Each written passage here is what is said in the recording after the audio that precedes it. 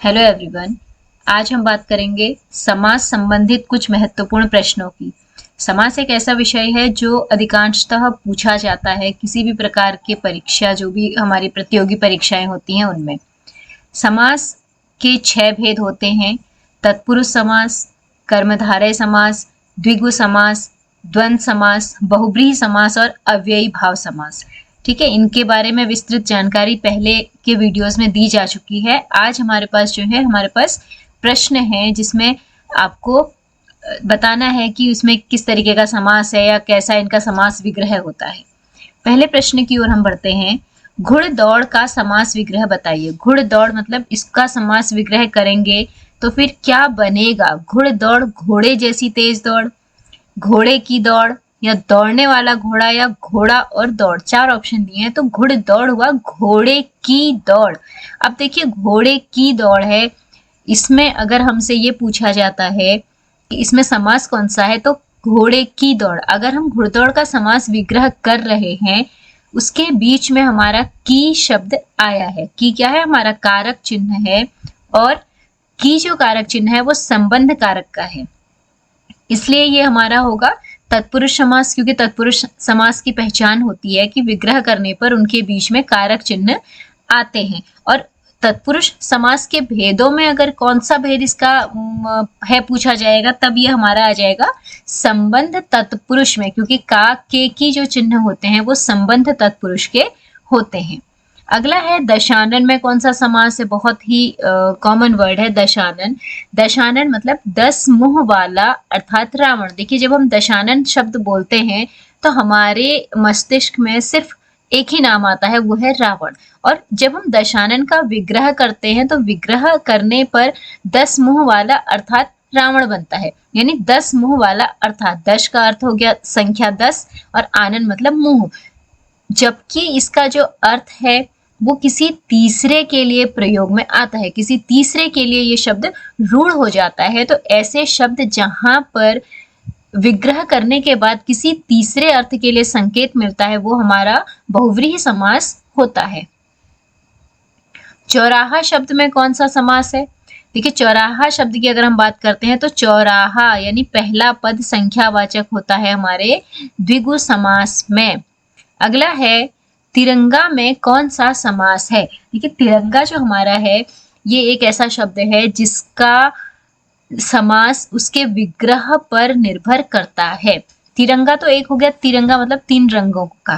ठीक है, यहाँ पर ती मतलब 3 से है, तो ये यहाँ पर हमारा किसमें आएगा? द्विगु में आएगा।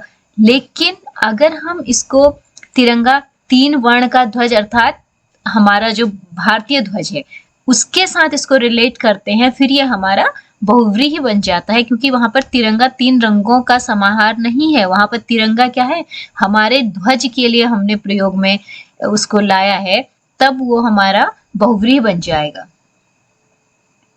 देव है जो महान, देव जो महान है यानी महादेव किसके लिए कहा जाता है? ये हमारा आता है शिव जी का एक नाम है। लेकिन यहाँ पे देव है जो महान यानी उस देव की विशेषता बताई है। यहाँ पर हमने उसको किसी तीसरे अर्थ के लिए सांकेतिक रूप में इस्तेमाल नहीं किया है, बल्कि हम क्या कह रहे हैं? वह देव जो महान है उनकी हम विशेषता बता रहे हैं। तो यहाँ पर होगा कर्मधारय। कर्मधारय समास में क्या होता है? विशेषण और विशेष्य का संबंध होता है दोनों पदों के बीच में। देशांतर में कौन सा समास है? देशांतर होता है देशों का अंतर। ठीक है, का के की आया है तो ये भी हमारा किसमें आ जाएगा? तत्पुरुष समास में आएगा। अगला है राजपुत्र में कौन सा समास है? राजपुत्र राजा का पुत्र। ठीक है, इसमें देखिए सीधे सीधे समझ में आ रहा है, राजा का पुत्र यानी संबंध तत्पुरुष। का के की शब्द इसके बीच में आता है विग्रह करने पर। जिस समास का पूर्व पद प्रधान हो उसे क्या कहते हैं? उसे हम कहते हैं अव्ययी भाव समास। 2 पद होते हैं, पहला वाला जो पद है वो पूर्व पद कहलाता है, बाद वाला जो पद है उसे हम उत्तर पद कहते हैं। और अव्ययी भाव समास का पहला पद प्रधान होता है और पहला पद उसका अव्यय भी होता है। योगदान, योगदान क्या है? योगदान में हमारा कौन सा होता है? तत्पुरुष। समास। ठीक हो गया। योग मतलब सहयोग का दान करना, किसी का साथ देना, वो हमारा किस में आ जाएगा? तत्पुरुष समास में आएगा। तत्पुरुष समास के कितने भेद होते हैं? देखिए, जब हम कारक चिन्हों की बात करते हैं, तत्पुरुष समास में हम बीच में कारक चिन्हों का इस्तेमाल करते हैं, ठीक है। और तत्पुरुष समास के अगर हम भेदों की बात करते हैं तो इसके जो भेद होते हैं वो हमारे 6 होते हैं, ठीक है। तत्पुरुष समास के भेद कितने आ गए? 6। समास के भेद भी 6 होते हैं और तत्पुरुष समास के भेद भी 6 होते हैं। बाकी के जो समास है उनका कोई भेद नहीं है। समास के कितने भेद हैं? समास के 6 भेद होते हैं। अगोचर। देखिए, अगोचर एक शब्द है जिसमें आपसे पूछा है कि इसमें समास कौन सा है। अगोचर शब्द में जो होता है नंग तत्पुरुष होता है। इसका मतलब क्या है? देखो, नंग तत्पुरुष का मतलब है ये उन शब्दों में होता है जो नहीं के अर्थ देते हैं, यानी जिनका जो अर्थ है वो नहीं वाला आता है, जो नकारात्मक शब्द होता है। अगोचर मतलब जो गोचर नहीं है। जैसा हमने बोला अस्पष्ट। अस्पष्ट का मतलब भी क्या है? कि जो स्पष्ट नहीं है। नहीं का भाव जिस शब्द से निकल के आएगा उसमें हमारा होता है नंग तत्पुरुष समास। मृग नयन। मृग नयन, मृग मतलब होता है हिरन, नयन मतलब होता है आंखें, ठीक है। मृग नयन या फिर मृग नयनी बोला जाता है, यानी जिसकी आंखें मृग के समान है। चंचल नयनों वाले के लिए इस शब्द का प्रयोग होता है। इसमें कौन सा है? कर्मधारय, क्योंकि जो नयन है वो किसके समान है? चंचल, वो मृग के समान है, यानी उन दोनों का तुलना किया जा रहा है। आंखों की तुलना की जा रही है मृग से, चंचलता। यथाक्रम। यथाक्रम मतलब होता है क्रम के अनुसार, ठीक है। तो क्रम के अनुसार, यथा क्या है? हमारा अव्यय है। इसको हम कहीं भी प्रयोग करते हैं तो इसका रूप परिवर्तित नहीं होता। यथाक्रम, यथा समय, ठीक है। यथाशक्ति, यानी हम क्या करते हैं, इसमें पहला वाला पद हमारा प्रधान होता है, पूर्व पद प्रधान होता है और वो अव्यय होता है। तो ये हमारा अव्यय भाव समास के अंदर आता है। राधा कृष्ण में कौन सा समास है? सबसे आसान होता है इस समास को पहचानना। इसकी पहचान है, देखिए, इसमें एक तो हमारे जो दोनों पद है दोनों बराबर महत्व रखते हैं, और दूसरा, जब भी हम इन जो समस्त पद है इसका विग्रह करते हैं तो इनके बीच में और शब्द आता है, और जब हम इसको समस्त पद के रूप में लिखते हैं तो ये दोनों शब्दों के बीच में योजक चिन्ह का प्रयोग हम करते हैं। ये सारी चीजें हमारे द्वंद्व समास को दर्शाती हैं।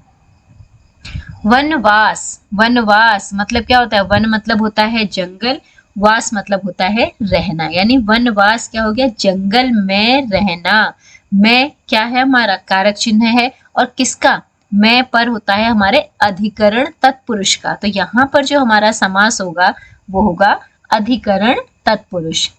पंचवटी में कौन सा समास है? पंचवटी, वट मतलब होते हैं पेड़, यानी 5 पेड़ों का समाहार, जहां पर 5 पेड़ हैं, ठीक है। तो वो हमारा क्या कहलाएगा? संख्या दिखा रहा है तो द्विगु समास होगा।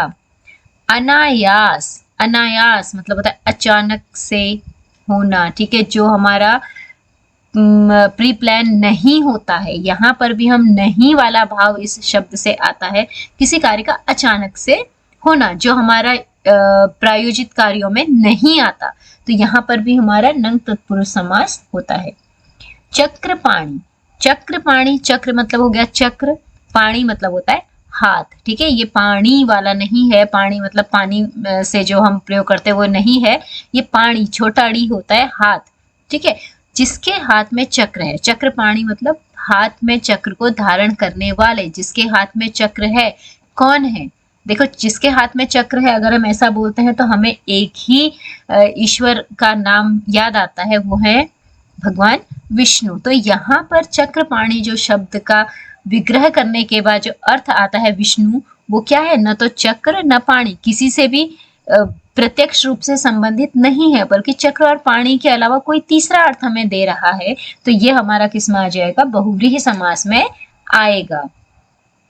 इसके बाद है, जिस समास में उत्तर पद प्रधान हो उसे क्या कहते हैं? यानी वह समास कौन सा है? उत्तर पद की प्रधानता हमारी होती है तत्पुरुष समास में। ठीक है, तत्पुरुष समास में हमारा उत्तर पद प्रधान होगा। अगला है नव आभूषण में कौन सा समास है? नव आभूषण, देखिए नव आभूषण का मतलब है, अब इसको देखिए, नव मतलब नौ से नहीं है, ठीक है। नव मतलब होता है नए, नवीन। आभूषण मतलब होता है गहने, यानी उन गहनों के लिए ये शब्द आया है जो नए हैं। नए गहने क्या है? आपका गहनों की विशेषता है कि गहने कैसे हैं हमारे, नए गहने हैं। तो यहाँ पर हमारा होगा कर्मधारय समास। अगला है देखिए साग पात, बहुत आसान है, बीच में योजक चिन्ह है तो हमें आसानी से समझ में आ जाएगा कि यह हमारा द्वंद्व समास है। देवासुर में कौन सा समास है? देवासुर, देखिए यहाँ पर आपको मैंने बताया था कि जो हमारे द्वंद्व समास होता है उसमें बीच में योजक चिन्ह लगता है, लेकिन कभी कभी कुछ ऐसे शब्द होते हैं जहां पर हम नियमों के विपरीत कुछ कार्य करते हैं, या कुछ ऐसे शब्द हैं जो उन नियमों का अनुसरण नहीं करते। साइंस भी हम पढ़ते हैं तो उसमें भी हम एक्सेप्शनल केसेस पढ़ते हैं, वही इसमें भी होता है। देवासुर का मतलब क्या है? देखो इसका शाब्दिक अर्थ है देव और असुर। देव मतलब भगवान, असुर मतलब राक्षस। तो देवासुर, इसका विग्रह करने पर देव और असुर आ रहा है, इसके अलावा कोई और इसका विग्रह नहीं हो सकता है। तो बीच में और आना भी कौन से समास की पहचान है? द्वंद्व समास की पहचान है। देश प्रेम, देश प्रेम का मतलब क्या हुआ?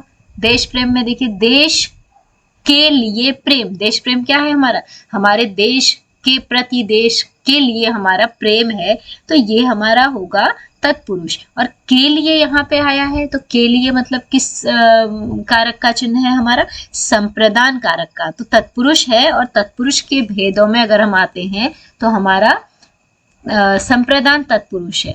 कन्यादान, कन्यादान शब्द क्या है? कन्या का दान, विवाह के समय बोला जाता है कन्यादान करना। तो कन्या का दान, यानी का क्या है हमारा?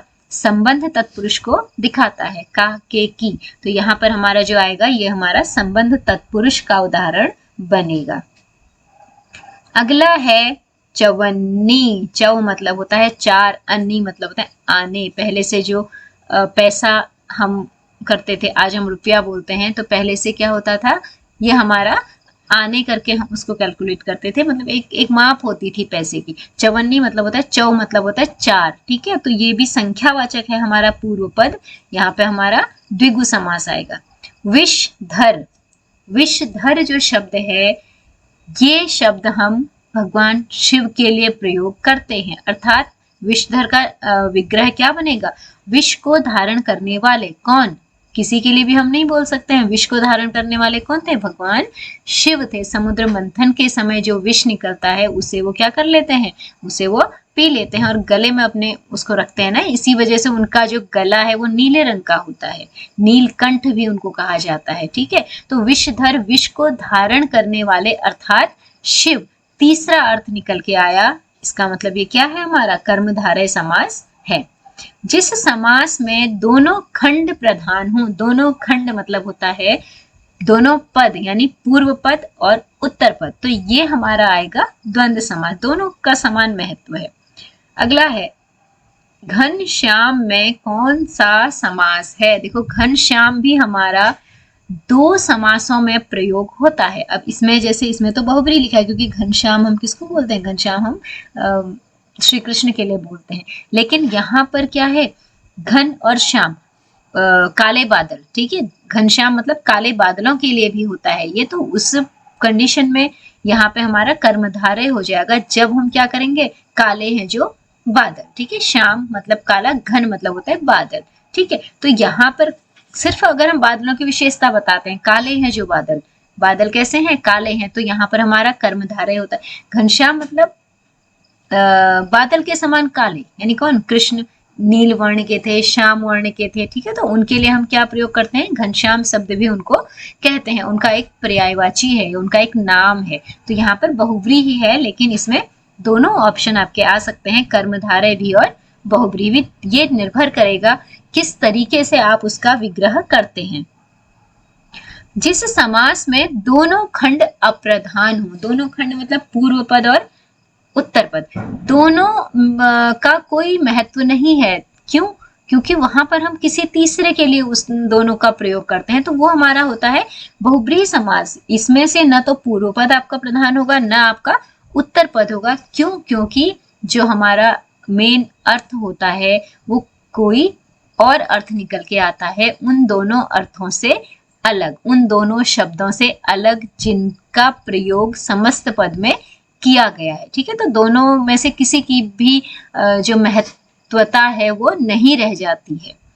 अगला प्रश्न हमारा है, दही बड़ा में कौन सा समास है? दही बड़ा, देखिए डैश बीच में लगा है, तो दही और बड़ा हमारा क्या बनेगा? द्वंद्व भी बनेगा। लेकिन यहाँ पर आपको कर्मधारय दिख रहा है। कर्मधारय क्यों? क्योंकि इसका हम क्या कर सकते हैं, दही बड़ा जो दही में डूबा है, ठीक है, दही में डूबा हुआ बड़ा, बड़े की क्या विशेषता है कि वो दही में डूबा है। दही बड़ा हम एक डिश होती है ना, एक व्यंजन होता है दही बड़ा, दही में डूबा हुआ बड़ा। ठीक है, तो यहाँ पर हमारा कर्मधारय भी है। दही और बड़ा अलग अलग तो हम उसको यूज वैसे करते नहीं है, ठीक है, तो डैश समझ के इसमें कंफ्यूजन नहीं होना चाहिए।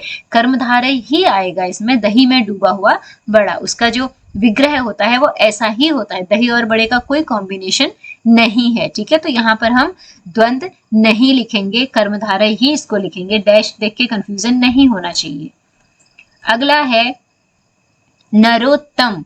नर मतलब होता है मनुष्य, दो पद हैं इसमें, नर और उत्तम। नर मतलब होता है मनुष्य, उत्तम मतलब होता है अच्छा। ठीक है, नरोत्तम यानी जो लोगों में सबसे अच्छा है, लोगों में सबसे उत्तम है। क्या है ये? लोगों में उत्तम। कौन सा है? अधिकरण तत्पुरुष में पर। चिड़ी मार, चिड़ी मार क्या हुआ? चिड़िया को मारने वाला, चिड़ी मार। ठीक है, चिड़ी को मार। ठीक है, ये क्या आ गया इसमें? कर्म तत्पुरुष। अगला है त्रिलोचन। त्रि मतलब होता है तीन, लोचन मतलब होता है नयन।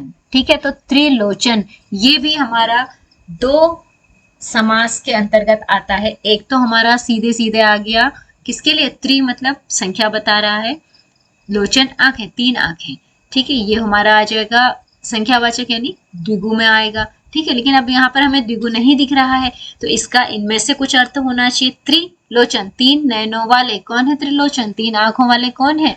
भगवान शिव। दो आंखें तो नॉर्मली सभी की होती हैं, वैसे ही हैं। और तीसरा जो उनका नेत्र है वो कहाँ है? मस्तक में माना जाता है। और ऐसा कहा जाता है कि जब भगवान शिव बहुत ज्यादा क्रोधित होते हैं तो वो अपने उस तीसरे नेत्र को खोलते हैं, जिसके कारण क्या होता है? बहुत ही भयंकर तबाही आती है, बहुत परेशानियां होती हैं लोगों को। ठीक है, तो त्रिलोचन तीन नेत्रों वाले, लोचन का अर्थ भी नयन होता है, आंखें होता है। तो ये हमारा आएगा अव्ययी भाव समास में। मृगेंद्र, मृगेंद्र जो शब्द है इसमें हमारा कौन सा समास आएगा? मृगेंद्र हमारा जो शब्द है इसमें हमारा आता है बहुव्रीहि। क्यों? देखिए, मृग मतलब हिरण हुए, इंद्र मतलब होता है राजा, हम बोल सकते हैं, यानी मृगों का राजा। ये जो शब्द है ये हम शेर, सिंह के लिए इसका प्रयोग करते हैं। तो मृगेंद्र जो शब्द है इसका मतलब होता है मृगों का इंद्र यानी सिंह, शेर। तो यहाँ पर हमारा आएगा अव्ययी भाव समास, सॉरी बहुव्रीहि समास आएगा, अव्ययी भाव नहीं आएगा। मृगेंद्र हमारा आएगा बहुव्रीहि समास। ठीक है, क्योंकि हम क्या करते हैं? मृगों का इंद्र यानी शेर, तीसरे अर्थ के लिए उसको लेके जा रहे हैं। प्रधानमंत्री, प्रधानमंत्री देखिए जहां पर भी हम किसी पद की बात करते हैं जो किसी पद को दिखाता है वहां पर हमारा कर्मधारय समास होता है। अब हम ये नहीं कह सकते कि प्रधान है जो मंत्री किसी का नाम लेके, नहीं, क्योंकि ये एक पद है, एक डेजिग्नेशन को दिखाता है और यहाँ पे कभी एक व्यक्ति के लिए ये हम उसको प्रयोग में नहीं ला सकते हैं। ठीक है, तो मंत्री जो प्रधान है, हम इसको इस तरीके से करेंगे, तो ये मंत्री जो प्रधान है वहां पर हमारा कर्मधारय, मंत्री की विशेषता है कि वो प्रधान है, वो मुख्य है, तो ये हमारा होगा कर्मधारय। मृत्युंजय में कौन सा समास है? मृत्युंजय जो शब्द हमारा है इसमें हमारा होता है अल्लूक तत्पुरुष समास। अलूक तत्पुरुष समास से क्या मतलब है? इसमें जो है मृत्युंजय का शब्द होता है मृत्यु को जीतने वाला, मृत्यु पर विजय प्राप्त करने वाला। देखिए महामृत्युंजय मंत्र हम बोलते हैं ना, महामृत्युंजय जो मंत्र है वो भी किसका मंत्र होता है? भगवान शिव का होता है, यानी मृत्यु को जीतने वाला। कौन? भगवान शिव, जो मृत्यु पर हमें विजय दिलाते हैं। तो यहाँ पर जो हमारा आएगा आंसर, इसमें कौन सा समास होगा? इसमें हमारा बहुव्रीहि समास होगा। अगला है नवरात्र में कौन सा समास है? नवरात्र, नवरात्र मतलब नवरात्रियों का समूह, नवरात्रियां। ठीक है, पहला पद हमारा संख्यावाचक है, हमारा आ जाएगा इसमें द्विगु। सप्त सिंधु, सप्त सिंधु 7 सागर जो होते हैं हमारे, 7 सागर, सिंधु मतलब सागर, सप्त मतलब 7, ये भी हमारा क्या है? द्विगु समास है। अगला है असंभव, यानी जो संभव नहीं है। देखिए असंभव, जो संभव नहीं है, यहाँ पर भी हमारा नहीं का भाव निकल के आता है, तो ये भी हमारा किस में आएगा? नंग तत्पुरुष में आएगा, क्योंकि नहीं का अर्थ जहाँ पे आ गया तो वो हमारा नंग तत्पुरुष कहलाता है। देशांतर, देशों का अंतर, देशांतर जो रेखाएं होती हैं, कुछ होता है ना डिग्री, और इसको करके हम ज्योग्राफी में ये चीजें पढ़ते हैं, अक्षांश और देशांतर। ठीक है, तो वो हमारा देशों का अंतर यानी तत्पुरुष, और उसमें भी कौन सा? संबंध। पंचवटी द्विगु समास है। चंद्रमुख, चंद्र मतलब होता है चंद्रमा, मुख मतलब होता है मुंह, यानी चंद्रमा के समान मुख, चंद्रमुखी, चंद्रमुख क्या है? मुख की विशेषता है कि वो कैसा है? वो चंद्रमा के जैसा है, चंद्रमा के समान है, तो ये होगा हमारा कर्मधारय समास, विशेषता पता चल रही है। कनक लता, कनक होता है स्वर्ण, सोना, लता बेल, यानी सोने की बेल, सोने की लता। लता को जो उसकी विशेषता है वो क्या है? सुनहरी है, एक भाव, एक उसका विशेषता बताई गई है, तो कर्मधारय समास यहाँ पर भी आएगा। सेम देहलता। ठीक है, परमानंद, परमानंद क्या है?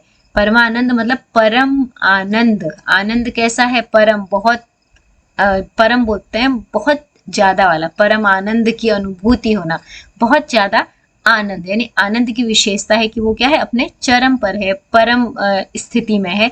यहाँ भी हमारा होगा कर्मधारय।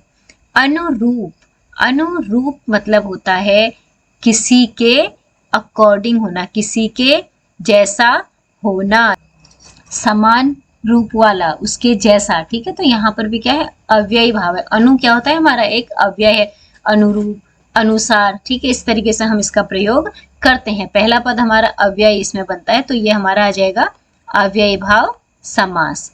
प्रतिकूल, प्रतिकूल, प्रति जो है ये भी हमारा क्या है? एक अव्यय है, और इसमें भी हमारा अव्ययी भाव समास होता। करुणापूर्ण, करुणापूर्ण इसका मतलब क्या है? करुणा से भरे हुए। ठीक हो गया, तो से हमारा क्या है? कारक चिन्ह है, कर्ता ने कर्म को करण से, तो हमारा इसमें आ जाएगा करण तत्पुरुष, ऐसा व्यक्ति जो बहुत ज्यादा दयालु है, जिसके अंदर दया भाव भरी रहती है। लास्ट प्रश्न हमारे आज के इस प्रश्नावली का है यज्ञशाला। यज्ञशाला मतलब होता है, शाला मतलब होता है घर। ठीक है, जैसे पाठशाला पढ़ने के लिए जो घर होता है, जो स्थान होता है, यज्ञशाला हुआ यज्ञ का स्थान, यज्ञ करने की जगह, यज्ञ की शाला। ठीक है, यज्ञ के लिए, की नहीं आएगा, की तो फिर संबंध हो जाता है ना, लेकिन हम क्या बोलते हैं? हम यज्ञ की नहीं बोलेंगे, यज्ञ के लिए शाला, यज्ञ करने के लिए स्थान। तो के लिए हमारा किस में आ जाएगा? के लिए हमारा आता है संप्रदान कारक में। तो ये हमारा जो उदाहरण बनेगा, ये हमारा उदाहरण बनेगा तत्पुरुष समास का। और भेद की बात अगर हम करते हैं तो इसमें आएगा हमारा संप्रदान तत्पुरुष समास। ठीक है, आज हम इतने क्वेश्चंस की बात करते हैं, बाकी के कुछ और क्वेश्चंस हैं समास से जुड़े हुए, बहुत सारे और प्रश्न हैं जिनके बारे में हम अगले किसी वीडियो में वापस से बात करेंगे। Thank you everyone.